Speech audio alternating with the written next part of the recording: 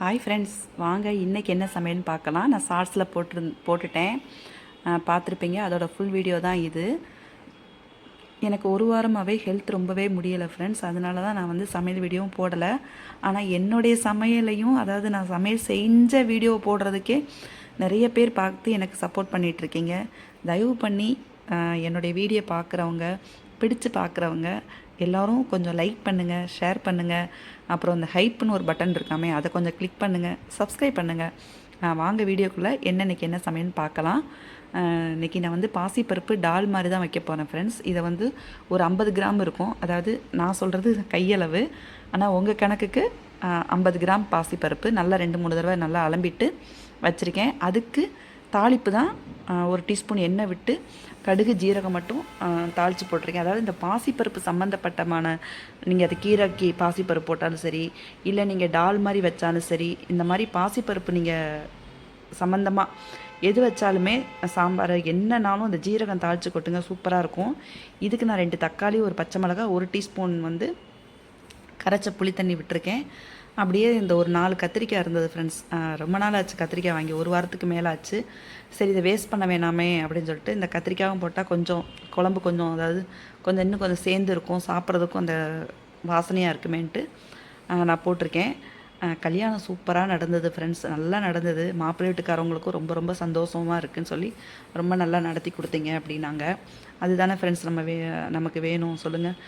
நம்ம என்ன தான் பார்த்து பார்த்து நம்ம மாப்பிள்ளை வீட்டுக்கு அவங்க ஹாப்பியாக இருக்கணும் நம்ம பார்த்து பார்த்து நம்ம செஞ்சாலுமே, அது எல்லாமே ஒன்று சேர்ந்து நல்லபடியாக நடத்தி கொடுக்கறது கடவுளுடைய ஒரு அனுகிரகத்தாலையும் நம்ம முன்னோர்களுடைய ஆசீர்வாதத்தாலையும் தான் அதெல்லாம் நடக்கும்னு என்னுடைய ஒரு நினைப்புன்றதை விட நம்பிக்கை. அப்படி தான் நீங்களும் நினைப்பீங்கன்னு நான் நினைக்கிறேன். எல்லாருக்குமே அப்படி தான் இருக்கும். நம்ம ஒரு வயசு கூடனாலும் அவங்க நமக்கு பெரியவங்க தான். அதுக்கு தான் முன்னோர்கள் சொல்லியிருக்காங்க, ஒரு நாள் பெரியவங்கனாலும் ஒரு நாள் அந்த வயசு கூடுது இல்லையா, அதுக்கு தான் பெரியவங்கன்னு சொல்கிறது. நான் பேசிகிட்டே இந்த மஞ்சப்பொடி தாளிப்பு எல்லாம் போட்டேன், க்ளோஸ் பண்ணி இந்த விசிலும் போட்டாச்சு. ஒரு 3 விசில் விடட்டும். பெரியவங்கன்னா என்னென்னா அந்த அனுபவம்.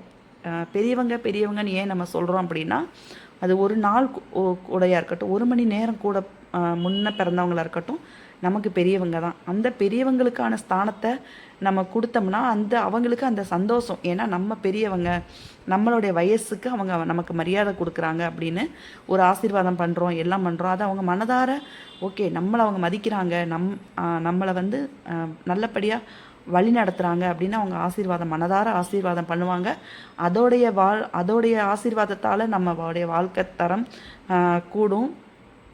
அதே மாதிரி கடவுளுடைய ஆசீர்வாதத்தாலையும் முன்னோர்களுடைய அனுகிரகத்தாலையும் நான் என்னுடைய வயசுக்கு நான் இதை அனுபவப்பட்டு நான் சொல்கிறேன். அந்த மாதிரி தான் கல்யாணத்துக்கு ஒவ்வொன்றும் நம்ம பயந்து தான் செய்வோம் இல்லை ஃப்ரெண்ட்ஸ். இப்போ சாம்பாருக்கு அந்த பக்கம் வச்சாச்சு, டாலுக்கு இந்த பக்கம் 2 டீஸ்பூன் வச்சு கடுகும் போட்டாச்சு.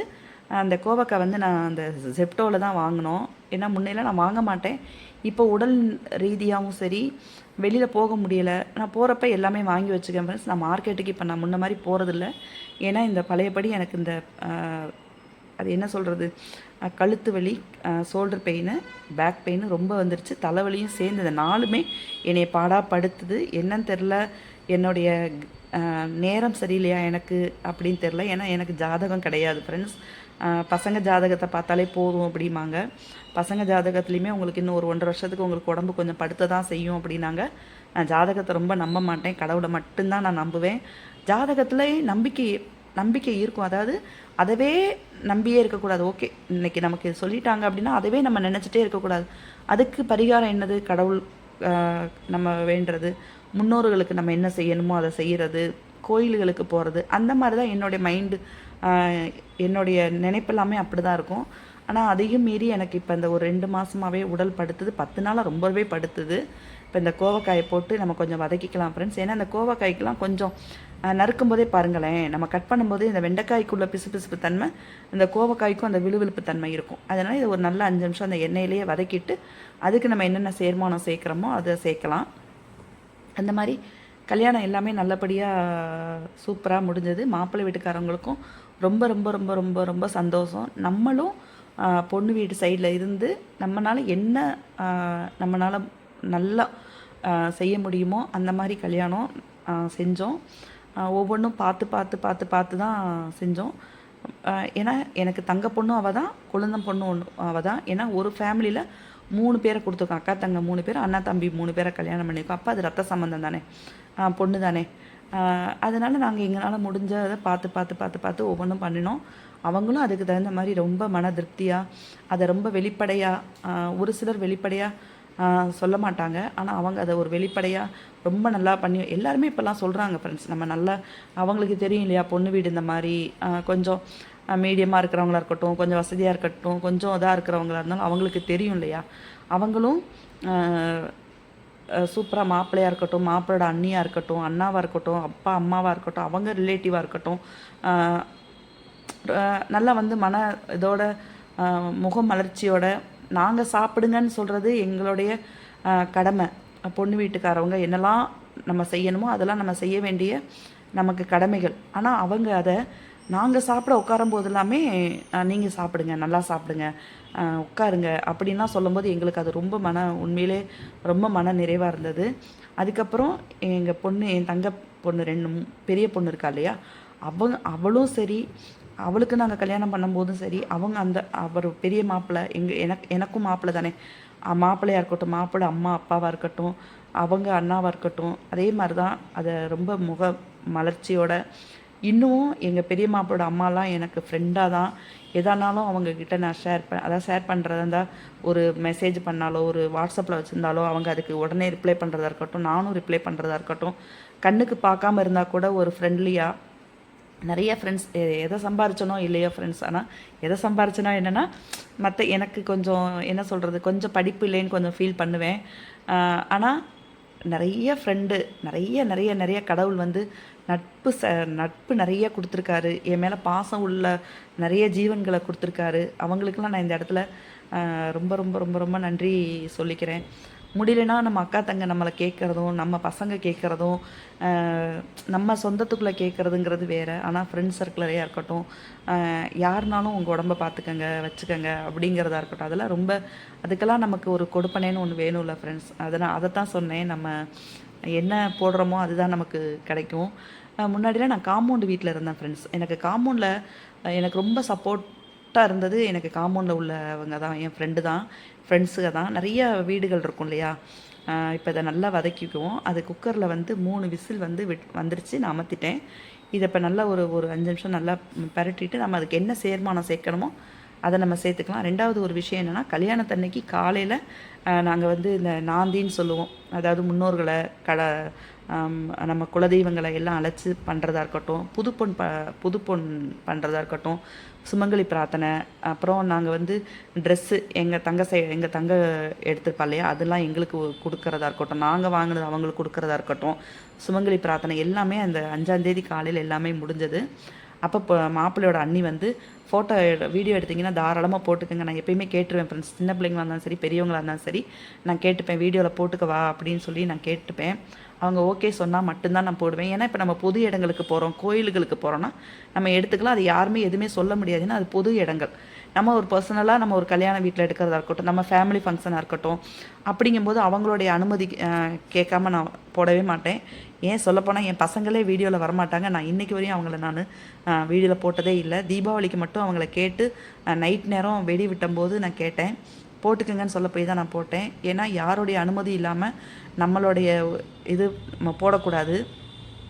அவங்க எப்போ நம்மளை வீடியோவில் போட சொல்கிறாங்களோ அப்போ நம்ம போட்டுக்கோன்னு சொல்லிட்டு நான் விட்டுருவேன். ஆனால் இப்போலாம் எங்கள் அக்கா தங்கையாக இருக்கட்டும், பாவாவாக இருக்கட்டும், என் தங்க வீட்டுக்காராக இருக்கட்டும், எடுங்க வீடியோ போடுங்க. இந்த கல்யாணத்துக்குலாம் நான் ரொம்ப ஒரு இதாக இருந்தேன், தலைவலியில். ஏன் வீடியோ எடுத்து போடுங்கன்னு நான் ரொம்ப டல்லாக தான் இருந்தேன். ஆனால் அவங்க தான் எனக்கு அப்பப்போ ஞாபகப்படுத்துனாங்க, வீடியோ எடுக்கலையா அப்படின்னு சொல்கிறதா இருக்கட்டும். எல்லாருமே கேட்டனால அப்பப்போ கொஞ்சம் கொஞ்சம் நான் வீடியோ எடுத்தேன். ஏன்னா நம்ம கல்யாண வீட்டுக்காரவங்கள ஃப்ரெண்ட்ஸ், நம்ம கொஞ்சம் வேலைகள்லாம் இருக்கும் இல்லையா, அதனால் அதில் கவனம் செலுத்திட்டு இருந்தேன். 2வது எனக்கு ஹெல்த் கொஞ்சம் நாள்ல இருந்து கல்யாணம் மத்தியானம் வரையுமே எனக்கு தலைவலி ரொம்ப சிவியராக இருந்தது. வீட்டுலேயும் வரும், நம்ம வீட்டில் படுத்திருப்போம், சாப்பிட மாட்டோம், எந்திரிப்போம், அந்த மாதிரி இருந்தால் நான் கல்யாண வீட்டில் அந்த மாதிரி இருக்க முடியாது இல்லையா. இதுக்கு தேவையான அளவு உப்பும் தண்ணியும் விட்டாச்சு. இதை நம்ம தொந்தரவே பண்ண வேணாம். அது ஒரு 10 நிமிஷம் அப்படியே வேகட்டும். அக்கா தங்க அக்காவுடைய மருமக பொண்ணு எல்லாருமே நாங்கள் ஒரே ரூமில் தான் எப்பயுமே தங்குவோம். ஏன்னா நம்ம பொண்ணு வீட்டுக்காரவங்கங்கிறனால மாப்பிள்ளை வீட்டு எங்கள் பசங்களுக்கு கல்யாணம் ஆகும்போது சரி எல்லாருமே நாங்களாம் ஒன்றா தான் இருப்போம். ஏன்னா எல்லாம் எடுத்து வைக்கணும், நிறைய பேச வேண்டியதாக இருக்கும், நாளைக்கு காலையில் அது பண்ணணும் இது பண்ணணுங்கிறனால நாங்கள் எப்பயுமே ஒரே ரூமில் தான் இருப்போம். அவங்க எல்லாமே கேட்டாங்க, இதை இடையில ஒரு பெரட்டி விட்டுக்குங்க ஃப்ரெண்ட்ஸ். மாத்திரை வாங்கி கொடுக்குறதா இருக்கட்டும், அக்கா பையன் மாத்திரை வாங்கி கொடுக்குறதா இருக்கட்டும், அன்றைக்கி என்னன்னே தெரில ஃப்ரெண்ட்ஸ். நாள் அந்த டிஜே வச்சுருந்தாங்க இல்லையா பாட்டு, ஆனால் சூப்பராக நடந்தது ஃப்ரெண்ட்ஸ். உண்மையிலேயே இதுக்கெல்லாம் கடவுளுக்கும் பெரியவங்களுக்கும் ரொம்ப ரொம்ப நன்றி தெரிவிச்சுக்கணும். ஏன்னா நம்ம பொண்ணு குழந்தைங்களை கல்யாணம் பண்ணி கொடுக்கும்போது ரொம்பவே பதட்டங்கள் இருக்கும். என்ன தான் நம்ம பார்த்து பண்ணினாலும் பதட்டங்கிறது இருக்கும். பசங்க வீட்டு சைடும் இருக்கும், ஆனால் பொண்ணு வீட்டு சைடுக்கு கூட கொஞ்சம் வேலைகளாக இருக்கட்டும், கவனிப்பாக இருக்கட்டும், அது கூட தான் இருக்கும். அதை பயந்து செய்யணும் தானே. உண்மையிலேயே அவங்க மாப்பிள்ளை வீட்டுக்காரவங்க வந்து ரொம்ப திருப்தியாக இருக்கணும் இல்லையா, அதுதானே நம்மளுடைய ஒரு இது. அதனால் இந்த நேரத்தில் கடவுளுக்கும் முன்னோர்களுக்கும் நான் நன்றி சொல்லிக்கிறேன். நம்ம எப்படி சொன்னாலும் அவங்க காதில் போய் விழுகும். நம்ம மனதார என்ன செஞ்சாலும் அதை அவங்க ஏற்றுப்பாங்க. அந்த மாதிரி அன்றைக்கி எனக்கு ரொம்ப முடியல ஃப்ரெண்ட்ஸ். அப்புறம் காஃபி வாங்கிட்டு வந்து கொடுக்குறாங்க, அக்கா மருமக எல்லோரும் சாப்பிடவான்னு கூப்பிட்றாங்க. நான் இங்கே இருக்கும்போது தலைவலின்னு சொல்லுவேன், ஆனால் அது அவங்களுக்குலாம் தெரியாது. என்னை கண்ணால் பார்க்கும்போது ஏன்டி இவ்வளோ அவஸ்தைப்படுற நீனு, இதை போய் பாரு அப்படின்னு எல்லாமே பார்த்துட்டேன். ஆனால் அதுக்கும் மீறி நமக்கு ஒரு விதின்னு ஒன்று இருக்குல்ல ஃப்ரெண்ட்ஸ், அது அப்படி தான் இப்போ நடந்துகிட்ருக்கு. தலைவலி ரொம்ப வருது. மறுநாள் காலையில் காசி யாத்திரைக்கு நான் வரல, ஏன்னா எனக்கு அவ்வளோ முடியல. அப்புறம் கடைசியாக என் தங்க வாக்கா போகலான்னு அப்புறம் மடமடன்னு ஒரு செம்பு தண்ணியை விட்டுட்டு எப்படியோ கிளம்பிட்டோம். இங்கே பாருங்கள், ஆட்டோ ஸ்டாண்டு வந்து நம்ம மாடியில் சொல்லுவேன்ல ஃப்ரெண்ட்ஸ், கீழே ஆட்டோ ஸ்டாண்டுன்னு சொல்லிட்டு அங்கே வந்து இந்த மரத்தடியில் உட்காந்து அவங்க எல்லாம் பேசிகிட்டு இருந்தாங்க. பேசி தான் நான் வீடியோ எடுக்கிறேன் ஒவ்வொரு தடவையும். ஆனால் ஒவ்வொரு தடவையும் இந்த சவுண்டு ரொம்ப, நான் திரும்ப வீடியோ போட்டு பார்க்கும்போது சவுண்டு கிளியராக இருக்க மாட்டேங்குன்னு தான் நான் திரும்ப வாய்ஸ் ஓவர் கொடுக்குறேன். அதே மாதிரி 12:45 6:45 சாயந்தரம்லாம் பள்ளிவாசலில் இந்த இது பண்ணுவாங்க இல்லையா, அந்த சவுண்டு கேட்கும். அதனால தான் நான் வாய்ஸ் ஓவர் கொடுக்குறேன். ஏன் வாய்ஸ் ஓவர் கொடுக்குறேன்னு நீங்கள் நினச்சிக்காதீங்க. அந்த மாதிரி அப்புறம் வேகமாக கிளம்பி போனேன். இப்போ நான் சாம்பாரும் எடுத்துகிட்டு இந்த பக்கம் நான் சாதத்துக்கும் வச்சுட்டேன். ஒரு வழியாக கோவக்காயும் நான் உங்ககிட்ட நான் பேசிகிட்டு இருக்கிறதுக்குள்ள நான் காயும் வச்சுட்டேன். எனக்கு ரொம்ப மன திருப்தியாக இருக்குது. நான் எப்பயும் சொல்கிற மாதிரி தான் என் வீடியோவை அம்மாமார்கள், எனக்கும் மூத்தவங்களை சொல்கிறேன், எனக்கும் பெரியவங்களாக இருக்கட்டும், எனக்கு சின்னவங்களாக இருக்கட்டும், என் ஃப்ரெண்ட்ஸ் சர்க்குலராக இருக்கட்டும், எல்லோரும் என் வீடியோ பார்த்து ரொம்ப பேர் பார்க்குறீங்க. எனக்கு ரொம்ப ரொம்ப சந்தோஷமாக இருக்குது. இன்னும் வர வீடியோக்களில் என்னால் என்ன உங்களுக்கு எவ்வளோ தூரத்துக்கு நான் பெஸ்ட்டாக கொடுக்க முடியுமோ அந்த அளவுக்கு நான் வீடியோ வந்து எனக்கு தெரிஞ்ச அளவுக்கு நான் போடுறேன். அந்த மாதிரி தான் கல்யாணம் ஓரளவுக்கு நல்லபடியாக முடிஞ்சது. அப்புறம் நாங்கள் ஞாயிற்றுக்கிழமை போயிட்டு அப்புறம் இந்த திருமாங்கலம் பிரித்து இது பண்ணுவாங்க இல்லையா, அதையும் பண்ணிவிட்டு நாங்கள் வந்துட்டோம். வந்து ஒரு வாரமாக என்னால் எழுந்திரிக்கவே முடியலை. திடீர்னு படன்னு வருது ஃப்ரெண்ட்ஸ், வேர்க்குது. திடீர்னு ஏசி போட்டுக்கிறேன், திடீர்னு எந்திரிச்சு உட்காந்துக்கிறேன், திடீர்னு திரும்ப ஃபீவர் மரவ மாதிரி இருக்குது. இந்த ஒரு வாரமாக அப்படியே ரொம்ப அவஸ்தைப்பட்டுட்டேன். என்னால் பேசினாலும் தலைவலி வந்துடுது, ஏதோ டென்ஷன் ஆனாலும் முகம்லாம் ஒரு மாதிரி ஆகிடுது. சரி ஓகே, நம்ம இன்னையிலேருந்து கொஞ்சம் வீடியோ போடுறதுக்கு ஸ்டார்ட் பண்ணுவோம் அப்படின்ட்டு. நாளைக்கு ஏகாதேசி வீடியோ வராது ஃப்ரெண்ட்ஸ், அதனால் சரி ஓகே, என்னுடைய ஒரு சந்தோஷமாக இருக்கட்டும், ஏன்னா என்னுடைய மன இதாக இருக்கட்டும், எல்லாத்தையுமே உங்ககிட்ட நான் ஷேர் பண்ணுறேன். இந்த நேரத்தில் மாப்பிள்ளையோட அன்னைக்கு நான் வந்து நான் இது சொல்லிக்கிறேன், நன்றி சொல்லிக்கிறேன். ஏன்னா வீடியோ போடுங்கன்னு அவங்க தான் என்னை வந்து ரொம்ப சொன்னது. அதனால தான் நான் தைரியமாக அந்த மாப்பிள்ளை இழப்பு அந்த பாட்டு பாடி டான்ஸ் ஆடினதெல்லாம் நான் போட்டேன். கல்யாண வீடியோ எடுத்து வச்சுருக்கேன். அவங்களுடைய பெர்மிஷன் கிடச்சிதுன்னா நான் கண்டிப்பான முறையில் நான் போடுறேன். ரொம்ப சந்தோஷமாக இருந்தது ஃப்ரெண்ட்ஸ். அதாவது என் பொண்ணுகிட்டையும் கேட்டுட்டேன், என் பெரிய பொண்ணுகிட்டையும் சின்ன பொண்ணுகிட்டையும். இப்போலாம் பொண்ணுகள் இல்லைங்கிற ஒரு ஃபீல் ரொம்ப மன ஏக்கம் வருது. அது என்னன்னு தெரியல. இப்போ திடீர்னு அந்த மாதிரிலாம் ஒரு ஃபீல் வருது. பேசுங்கப்பா, டைம் கிடைக்கும்போது. நான் யாரையுமே ரொம்ப ஃபோன் பண்ணி தொந்தரவு பண்ண மாட்டேன், அது என்னுடைய ஸ்பாவம். இந்த பக்கம் கோவக்காயும் ரெடி ஆகிடுச்சு, இந்த பக்கம் சாதமும் ரெடி ஆகிடுச்சு. கொஞ்சம் தண்ணி கூட வச்சுட்டு அதனால் பொங்கிருச்சு ஃப்ரெண்ட்ஸ். என் பொண்ணுங்களும் சரி பெரியம்மா அவங்ககிட்ட நாங்கள் பேசுகிறோம், உடம்பை பார்த்துக்குங்க. நாங்கள் நல்லபடியாக கல்யாணம் முடிஞ்சது. இப்போ இன்னிலேருந்து என்னோடய ரொட்டீனை ஆரம்பிக்கலாம் சொல்லிட்டு ஆரம்பிச்சிட்டேன். இந்த சேனல் உங்களுக்கு பிடிச்சிருக்குன்னு நினைக்கிறேன். பிடிச்சிருந்தால் லைக் பண்ணி, ஷேர் பண்ணி, சப்ஸ்கிரைப் பண்ணுங்கள். மறக்காமல் பெல் ஐக்கானை கிளிக் பண்ணுங்கள். இப்போ வரையும் எனக்கு இந்த வீடியோவுக்கு, நான் போடுற வீடியோவுக்கு ஆதரவு கொடுக்குறவங்க எல்லாருக்கும் என்னோடய மனமார்ந்த நன்றி. Thank you friends.